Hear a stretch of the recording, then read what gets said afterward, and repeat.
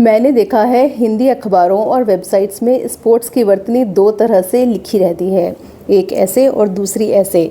आप कैसे लिखते हैं या फिर लिखते हुए उलझ ही जाते हैं? देखिए, वर्तनी तो एक ही सही है, लेकिन इसमें उलझने की कोई बात नहीं। बस एक छोटा सा नियम जानना है। नियम मैं आपको बताती हूँ, लेकिन पहले आप मुझे यह बताइए कि क्या एक 6 महीने का बच्चा दूसरे 6 महीने के बच्चे को गोद ले सकता है? नहीं ना। तो बस अब नियम समझिए। देखिए, कोई भी विशुद्ध व्यंजन तब तक निर्बल निष्प्राण होता है जब तक उसमें कोई स्वर नहीं मिल जाता। और विशुद्ध व्यंजन का मतलब है ऐसा व्यंजन जिसके नीचे हल चिन्ह लगा हो। स्वर ही व्यंजनों को ताकत देते हैं। स्वर मिलने के बाद में उसका हल चिन्ह हट जाता है और स्वर की मात्रा लग जाती है। तो बस यही नियम यहाँ लगता है। जब हम स्पोर्ट्स लिखते हैं तो यहाँ पे र जो है वह आधा है।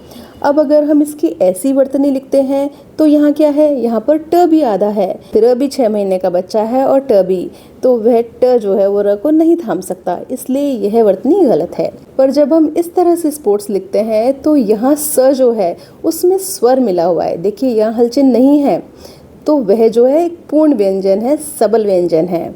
तो वह आधे र को जो एक 6 महीने का बच्चा है उसे ले सकता है, उसे अपने ऊपर धारण कर सकता है। इसलिए स्पोर्ट्स की यह वर्तनी सही होगी। अधिकतर लोग स्पोर्ट्स गलत क्यों लिखते हैं, उसकी भी वजह है। देखिए, एक नियम यह है कि रेफ का उच्चारण किसी स्वर के बाद ही हो सकता है।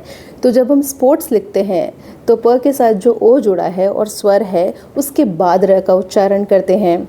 तो हमें लगता है जहाँ हमने र बोला लिखते हुए वहीं लिख देना है। लेकिन पिछला नियम क्या कहता था? आधे वर्ण पर आप रेफ नहीं चढ़ा सकते, इसलिए ट पे तो नहीं लगा सकते रेफ, तो इसलिए वह स पे लगता है। और बस इसीलिए हमसे चूक होती है, क्योंकि ना तो हमें उच्चारण का नियम पता होता है ना लिखने का नियम।